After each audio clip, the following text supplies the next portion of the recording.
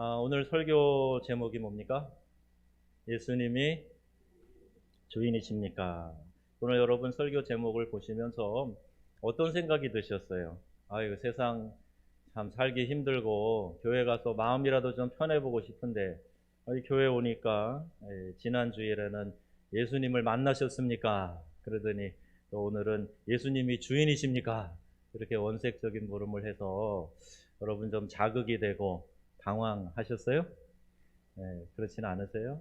네, 제가 말씀드린 대로 이 여름에 우리의 신앙의 가장 본질적인 것을 좀 짚어보면서 오늘 코로나 예방주사를 맞아도 어떤 분 열이 나고 몸살이 나고 근육통이 있잖아요.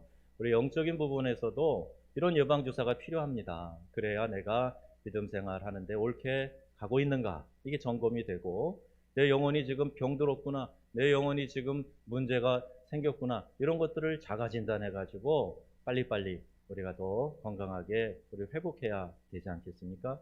여러분 조금 딱딱하게 들리셔도 이해하시고, 오늘 성경의 말씀인 예수님이 주인이십니까? 이렇게 언색적인 질문을 하지만 이 내용이 뭔가, 주인과 종의 관계를 좀 잘 깨달으면요, 우리 신앙에 굉장한 유익이 있습니다.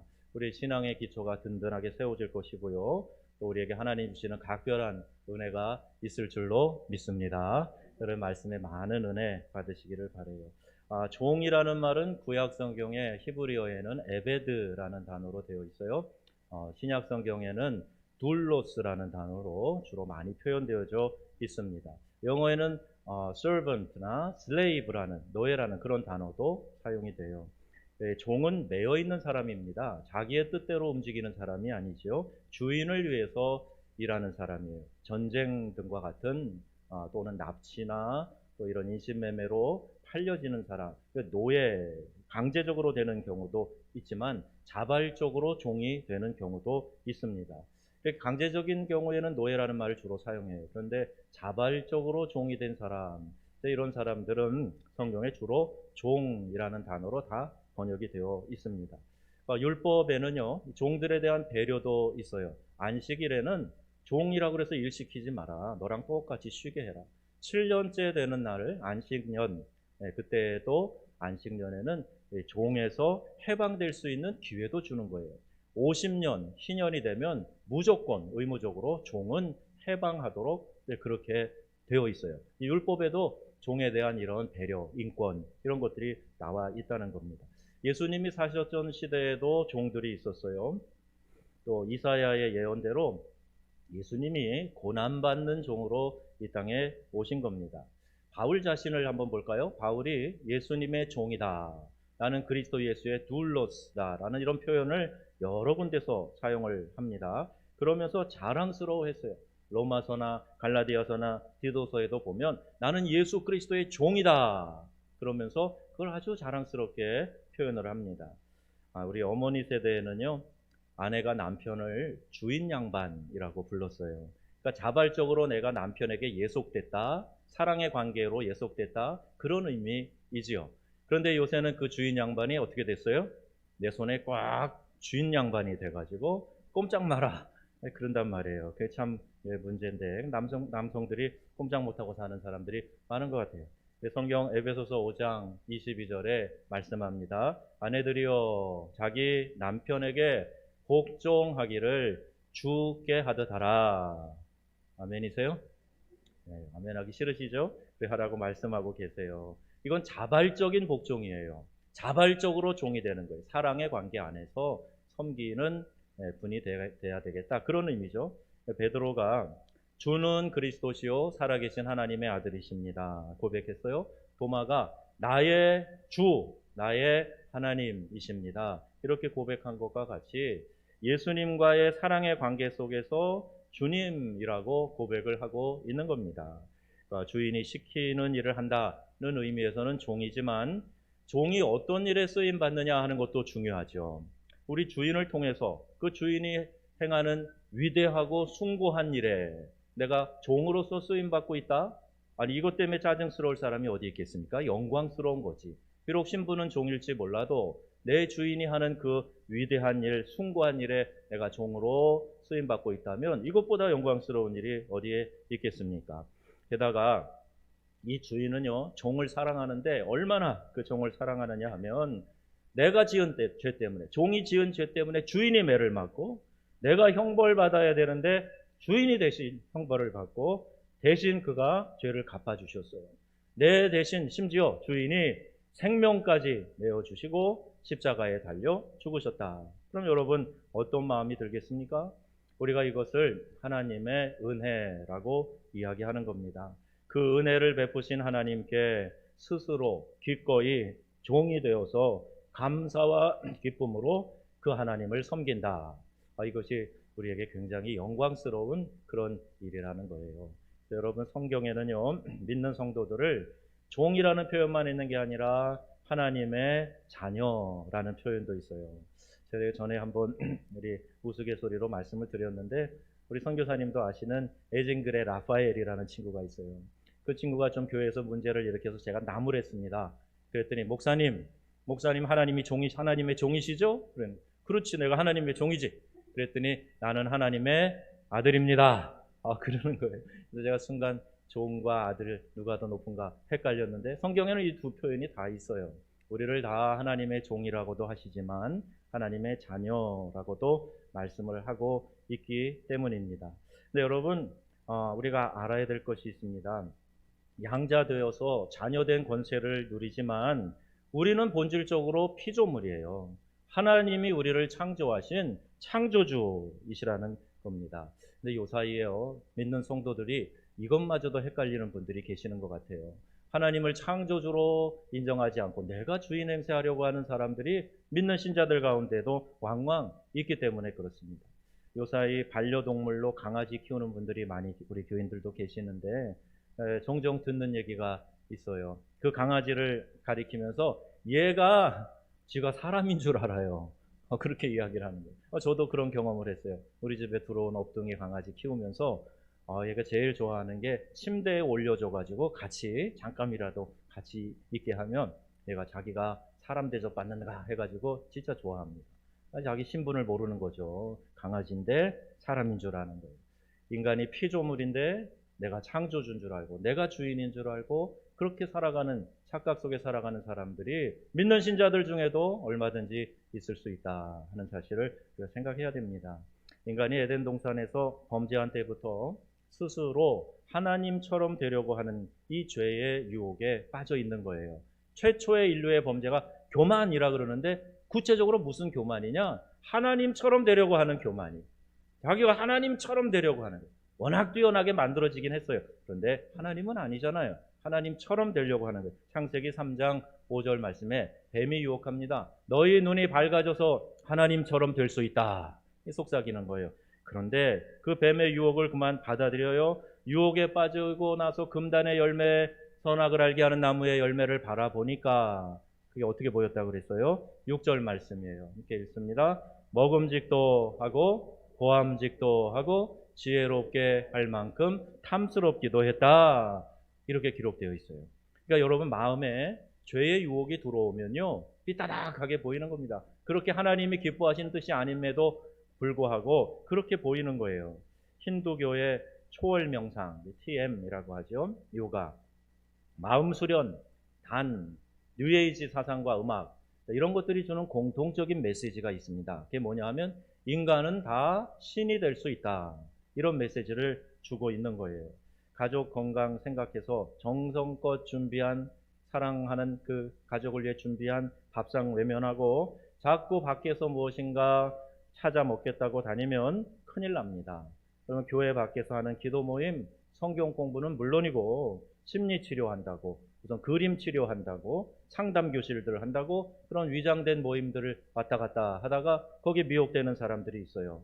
절대 여러분 교회 밖에서 하는 그런 모임들 참여해서도 안 되고, 꼭 참여해야 해도 좋은가? 그런 생각이 들거든 담임 목회자에게 꼭 물어보셔야 돼요. 그리고 우리의 영혼이 밖에 돌아다니며 상하는 일이 없도록 해야 됩니다.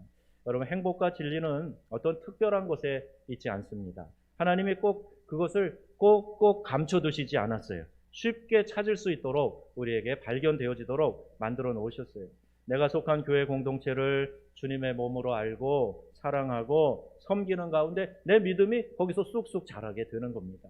예수님을 사랑하고 주님과 종된 관계를 깨닫고 인정하는 저와 여러분들이 다 되시기를 주 예수님의 이름으로 축원합니다. 예수님이 내 주인 되심, 이걸 우리가 인정하는 것에서부터 신앙이 시작이 되는 거예요. 오늘 성경은 하나님께서 그 백성에게 심각하게 경고의 말씀을 해주고 계세요. 성경에서 꾸짖음을 받아들여야 됩니다. 성경에서 위로하고 용기를 주면 그대로 받아들이면 돼요. 그런데 자꾸 내가 원하는 것만 찾아다니면 편식하게 되고 영적 건강을 잃어버리는데, 오늘 분명히 하나님이 우리에게 찌르는 말씀하고 계세요. 왜 이 본문을 택해서 나를 찌르십니까? 말할 분이 계실지 모르겠어요. 그런데 이 본문은 그 1차 수신자가 제사장들입니다. 내 이름을 멸시하는 제사장들아, 이렇게 시작하고 있어요. 즉 종교 지도자들의 위선된 삶과 그 잘못된 가르침 때문에 그게 그 자신들에게만 문제가 되는 게 아니라 따르는 많은 백성들에게 죄를 범하게 하는 것이기 때문에 하나님의 진노의 심판의 메시지가 그들 가운데 먼저 주어지고 있는 겁니다. 6절 말씀이에요. 6절 함께 읽겠습니다. 나 만군의 여호와가 종은 그 주인을 공경하나니 내가 아버지일진데 나를 공경함이 어디 있느냐? 내가 주인일진데 나를 두려워함이 어디 있느냐? 하나님이 선지자를 통해서 이렇게 책망의 말씀을 하고 계시는 거예요. 여러분, 하나님은 우리가 쉽게 대할 존재가 아닙니다. 하나님을 대하는 우리의 자세가 편해도 너무 편해. 내가 주인이고 하나님이 도움이신데 뭐.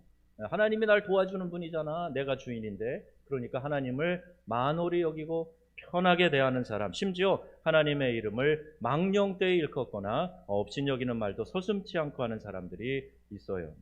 불신자이기를 바랍니다. 그런데 신자들 가운데에도 혹 그럴 유혹에 직면한 사람들이 있단 말입니다.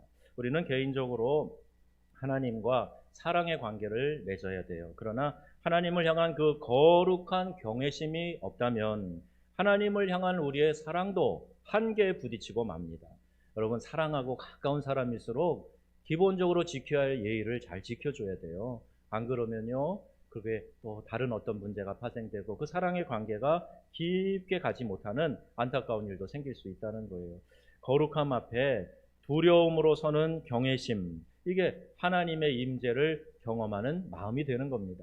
하나님을 경외하는 마음으로 이 앞에 서서 찬양을 하고, 하나님을 두려워하는 마음으로 두려움과 떨림으로 이 강대상에 서서 말씀을 전하고요. 그리고 우리가 예배하러 들어올 때마다 내가 여기서 하나님을 만나지 하는 그런 하나님을 경외하는 마음을 가지고 예배당에 들어오고요. 그럴 때 우리가 하나님의 거룩한 임재를 경험하게 될 줄로 믿습니다. 절대 하나님을 만홀히 여겨서는 안 된다. 6절 하반절에 너희가 나를 두려워함이 어디 있느냐 하나 너희는 말하기를 우리가 어떻게 주의 이름을 멸시하였나이까 하는도다. 이렇게 말씀하세요. 하나님이 말씀하시는데요, 저들은 수긍을 하지 않는 겁니다. 아니라는 것이지요. 하나님이 잘못 아셨다는 거예요. 우리는 결백하다고 오리발을 내밀고 있는 겁니다. 어디 볼까요? 과연 그런가? 거룩한 떡으로 제단에 드려야 하는 율법이 있어요. 그런데 거룩한 떡을 드리지 않고 이미 식어지고 또 오염된 떡으로 드립니다. 정결한 짐승으로 드려야 되는데 눈먼 것, 저는 것, 병든 것을 희생제사로 여호와 하나님께 드리고 있어요. 하나님께 드리는 제물은 흠이 없는 것이어야 되는데 이렇게 흠 있는 것을 가져다가 하나님께 드리면서 내 할 도리를 다 했다 이야기를 한다는 겁니다. 그런데 하나님께서 이렇게 말씀하세요. 8절 말씀입니다. 한번 읽어볼까요? 그것을 너희 총독에게 드려보라. 그가 너를 기뻐하겠느냐? 권세 있는 사람에게 드리는 것만도 못하게 하나님께 봉헌하도록 하는 그 제사장들을 책망하고 계시는 거예요. 너네들이 똑바로 가르쳐야 되는데 잘못 가르치니까 백성들이 이 모양이 아니냐? 이 제사장들을 책망하면서 이 말씀을 하시는 겁니다. 이제 종교 생활이 익숙하다고 하나님을 가볍게 여기고 왕무시하는 거예요. 내가 편해지고 익숙해지니까 이렇게 해도 되는가 보다 생각하고 율법에 정한 대로 하지 않고 하나님 앞에서 경홀히 여기는 그런 행동들을 막 한단 말입니다. 여기에 대해서 이사야가 외치죠. 이사야 1장 4절에 우리 또박또박 읽어봅시다. 슬프다 범죄한 백성이여 그들이 여호와를 버리며 이스라엘의 거룩한 일을 만홀히 여겨 멀리하고 물러갔도다. 아멘. 업신여긴다는 거예요. 하나님을 업신여긴다는 거예요. 왜? 너무 익숙해져 버렸어요. 갈라디아서 6장 7절에 이렇게 말씀합니다. 읽습니다. 스스로 속이지 말라. 하나님은 만홀히 여김을 받지 아니하시나니 사람이 무엇으로 심든지 그대로 거두리라. 아멘. 심는 대로 거두게 하신다는 말씀이에요.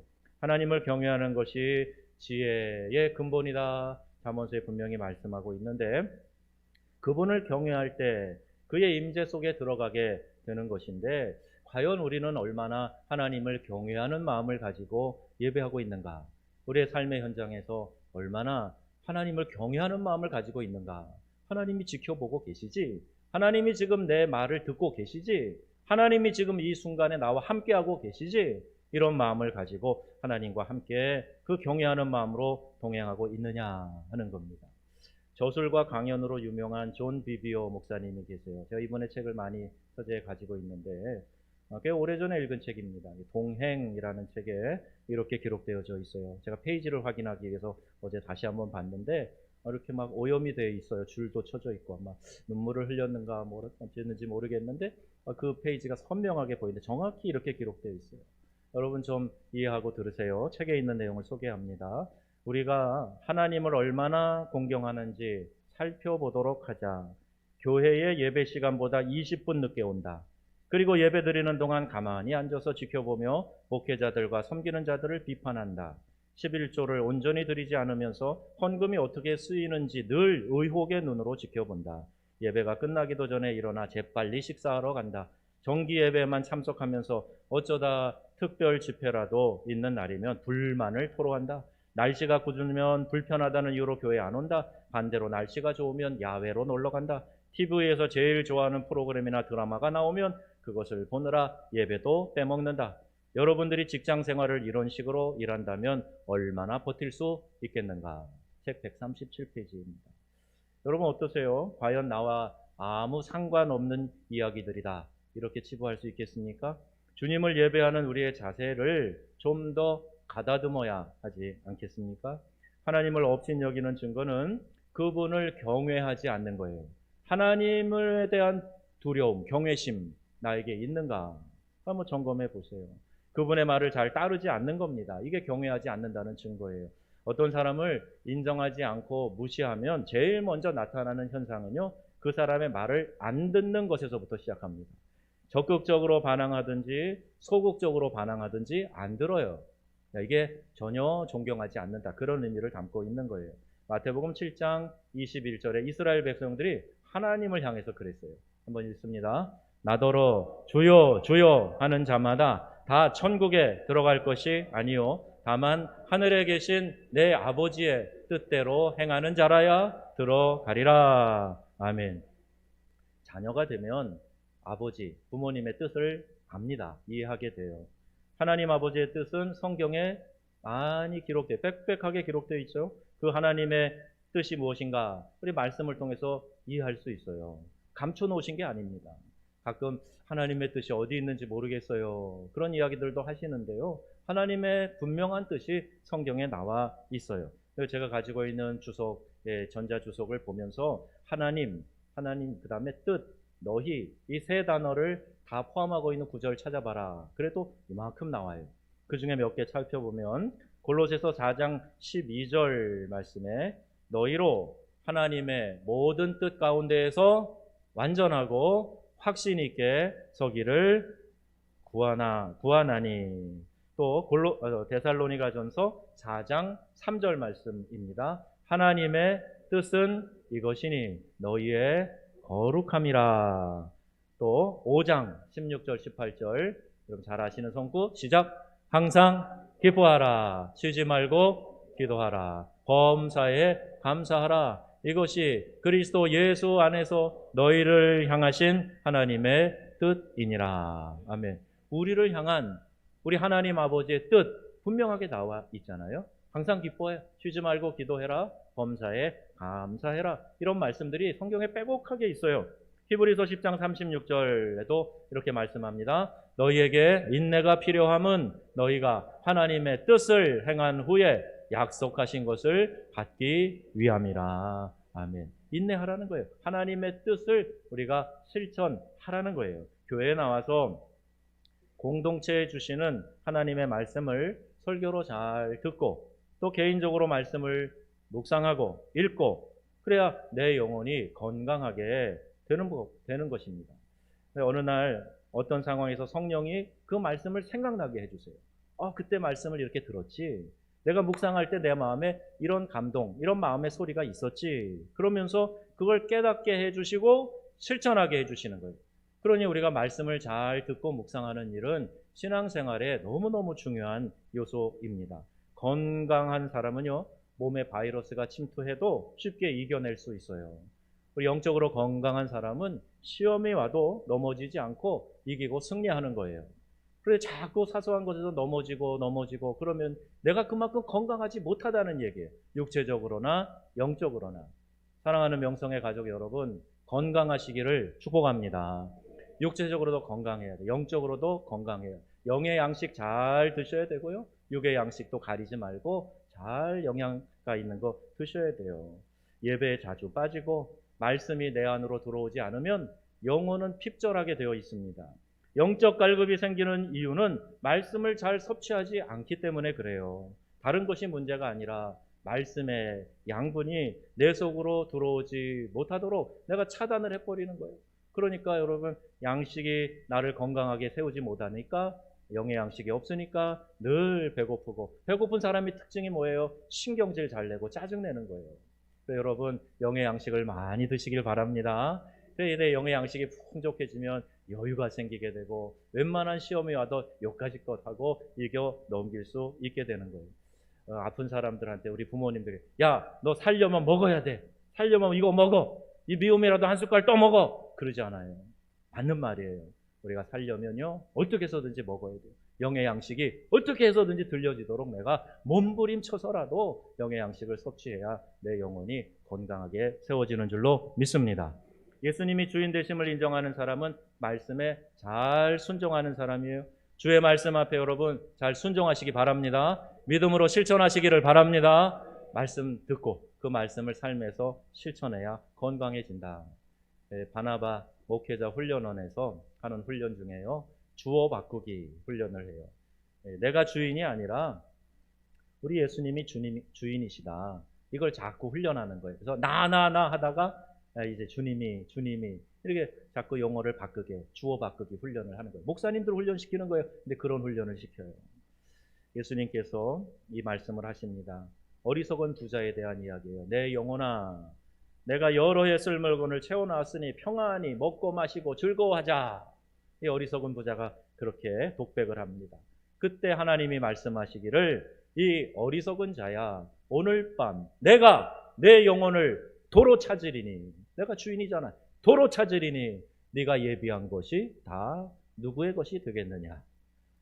이만큼 벌었어요. 창고를 더 크게 짓고 쌓을 만큼 다 쌓아놨어요. 이제 먹고 마시고 즐거워하자. 배 두드리고 자기만 하는 이 어리석은 부자에게 하나님께서 네 영혼의 주인이 난데 영혼을 내가 도로 찾으면 그거 누구 거 되겠냐, 이 어리석은 자야. 그 이야기를 하는 겁니다.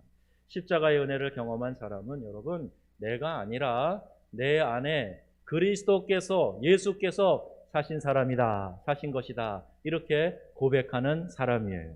나는 죽었고 내 안에 예수께서 사셔서 나는 그분을 위하여, 그분의 영광을 위하여 종된 마음의 자세로 살아가겠습니다. 그 이야기를 하는 겁니다. 그게 갈라디아서 2장 20절 말씀 아닙니까? 나는 주님과 함께 십자가에 못 박혔기 때문에 내 자존심, 내 욕심, 나의 정욕, 나의 혈기, 교만 다 십자가에 못 박혀 예수님과 함께 죽었어요. 이제 예수님이 내 안에서 사셨으니 나는 그 주님과 함께 기뻐하는 삶을 살아가겠습니다. 우리 주님의 영광을 위하여 살아가겠습니다. 이 고백하고 살아가는 사람, 그 사람 예수 믿는 사람이라는 거예요. 여러분은 이것이 그리스도인의 삶이다 하는 것을 아셔서 진정한 그리스도인으로 우리가 계속해서 성숙해 나갈 수 있기를 주님의 이름으로 축원합니다. 지난주 설교 에서 여러분 예수님 만나셨습니까? 이렇게 제가 질문을 했어요. 자, 오늘은 여러분 예수님이 주인이십니까? 대답해 보세요. 여러분 예수님이 주인이십니까? 다 아멘이세요? 여러분 예수님 만나셨어요? 그럼 그 예수님을 주인으로 모시고 살아가셔야 됩니다. 지난주 예수님을 만나서 변화된 삭개오는 예수님을 만나기 위해서 자기가 막 찾아갔잖아요. 그리고 예수님 만나주시니까 감동해가지고 마음과 삶이 바뀌었어요. 수가성 우물가에서는 예수님이 작정하고 기다리시면서 사마리아 여인, 죄 많은 여인 만나주시고 그 여인이 마음의 변화와 행동의 변화가 일어났어요.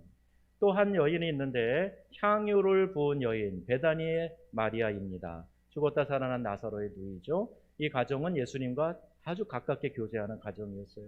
그러니까 예수님의 발치에서 마리아가 이렇게 앉아서 말씀을 들으며 예수님 사랑했죠. 그게 마르다가 불만을 터뜨리기도 했잖아요. 예수님과의 관계성 속에서 주님을 깊이 사랑하고 나니까 예수님 앞에 값비싼 향유를 쏟아 부으면서 주님의 장례를 예비하는 그런 헌신을 보였던 거예요.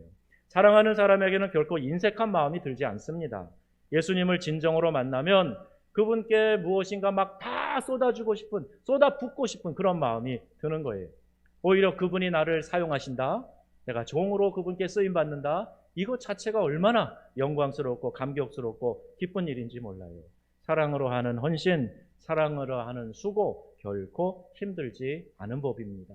혹시 여러분 좀 지치고 힘드시면요, 주님 더욱 사랑하시기를 바랍니다.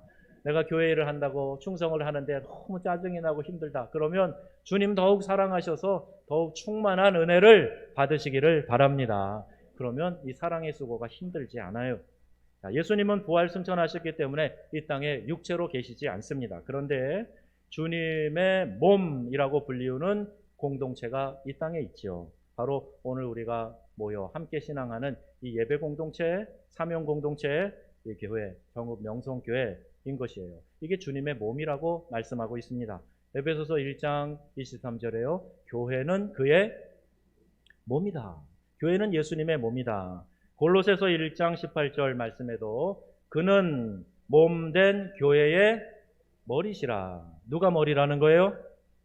예수님이 그의 몸된 교회의 머리가 되신다.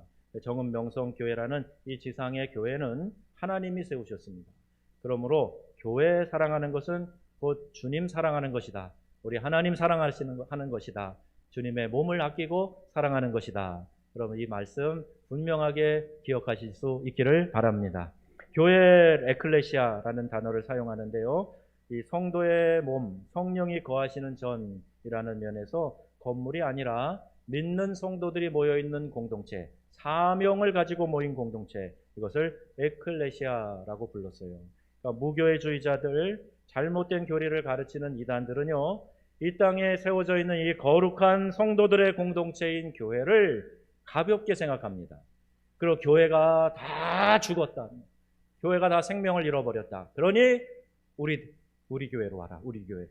거기만 살았다는 거예요. 이게 이단의 대표적인 특징이에요. 과연 그렇습니까? 주님의 몸이 그렇게 호락호락하게 악에 짓밟으면서 생명을 잃어버리고 맙니까? 그러려면 하나님 이 땅에 왜 세우셨어요? 이 땅에 세우신 교회는 이 땅의 영혼을 구원한 구원의 방주가 되고 주님 다시 오실 때까지 예수 그리스도를 고백하는 성도들이 모여있는 한 건강하게 건전하게 보존될 줄로 믿습니다. 말씀대로 실천하지 않는 게 문제인 것이지 교회가 그렇게 세상에 폄하당하고 짓밟힐 이유가 전혀 없는 거예요. 잘못된 생각에 빠져 있어서는 안 됩니다. 교회는 주님의 몸이기에 각 지체된 성도들이 서로 유기적인 관계를 맺어야 되는 거예요. 지체가 몸에서 떨어져 가지고 따로 움직일 수 있습니까? 여기 팔이 뽑아져 나가 갖고 팔이 따로 움직일 수 있어요? 여기 붙어 있으니까 내 몸인 거예요. 손가락 하나도 마찬가지입니다. 그래서 몸은, 이 지체는 몸에 붙어 있어야 유기적인 관계로 서로 연결되고 움직이고 할 수 있어요. 지체가 몸에서 떨어져서 따로 움직이려고 해서는 안 됩니다. 로마서 12장 5절 말씀이에요. 함께 읽습니다. 이와 같이 우리 많은 사람이 그리스도 안에서 한 몸이 되어 서로 지체가 되었느니라. 아멘. 이 많은 사람들이 몸을 몇 개를 이루어요? 한 몸을 이루어요. 예수님의 몸, 한 몸을 이루어서 지체가 되었다 말씀하죠. 골로새서 1장 24절 바울이 이런 의미심장한 말을 합니다. 그리스도의 남은 고난을 그의 몸된 교회를 위하여 내 육체에 채우노라. 아멘. 고생을 하고 태장에 3번 맞고 그리고 막 파선하고요. 깊은데 동족의 위험, 강의 위험, 바다의 위험, 이방인의 위험, 온갖 죽을 위험을 다 당하고 고난을 받는 것을 내가 그리스도의 남은 고난을 그의 몸된 교회를 위해서 채우기 위해 이 고난도 내가 달갑게 기쁨으로 받는다. 이런 이야기를 하고 있는 겁니다. 조금만 어려움이 오면 주님도 원망하고 믿음의 공동체를 떠나려고 하는 마음, 사단이 주는 마음이지 하나님의 마음이 아니에요. 주님을 만나고 그래서 주님을 사랑하는 사람은 그의 몸된 교회의 구성원이 되고 고난도 감수하고 주님의 몸인 교회의 필요에 대하여 관심을 갖게 됩니다.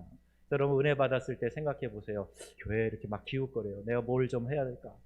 뭐 좀 청소라도 할까? 뭐 도와드릴 거 없어요, 목사님? 그리고 또 교회도 오고 오며 가며 교회 들려 기도도 하고 관심도 갖고 그래요. 왜 그러죠? 교회 사랑하니까, 주님의 몸을 사랑하니까 그렇게 되는 거예요. 입으로만 주여 주여 주님 사랑해요 노래로만 그렇게 하는 게 아니라 주님을 사랑하는 만큼 나의 가장 귀한 것을 드리고 내 시간과 내 에너지와 내 모든 것 주님께 드리고 할 수 있는 역량을 다해서 주님을 사랑하는 마음을 표현해야 합니다. 주님은 우리의 삶에 놀라운 은혜와 복을 주시려고 우리를 기다리고 계시는 거예요. 우리의 그런 헌신과 주님 사랑을 기다리고 계세요. 여러분, 예수님이 주인인 인생 어떻다고 생각하세요? 비참할 거라고 생각하세요? 예수님을 주인으로 모시고 나는 그분을 따르는 종으로 살아가는 거 어떨 것 같으세요? 영광스러운 일입니다. 기쁨이 충만한 일이라는 거예요. 그러니 여러분, 그분이 책임져 주시니까 안심이 되죠? 내 힘을 넘어서는 일들도 은혜로 해결하게 해주시니까 감사하지요. 영광스럽지요. 그리고 무엇보다도 우리의 마음과 생각을 지켜주시니까 감사가 충만한 삶을 살게 된다는 겁니다. 여러분, 그리스도가 주인인 삶을 사시기를 바랍니다. 다시 한번 여쭤볼게요. 여러분, 예수님이 여러분의 주인이십니까? 아멘. 예수님이 여러분의 주인이십니까? 아멘. 분명하고 확실하게 대답하시고 말뿐만 아니라 행동으로 여러분 헌신하시고 예수님을 나의 주인으로 모시고 살아가는 인생 정말 행복하고 기쁨이 넘치는 인생이 될 것입니다. 여러분의 인생에, 가정에, 자녀들의 또 교회에 예수님이 주인이 되시고 우리를 통치하시는 그 은혜를 경험하는 우리 모두가 되기를 주 예수님의 이름으로 축원합니다.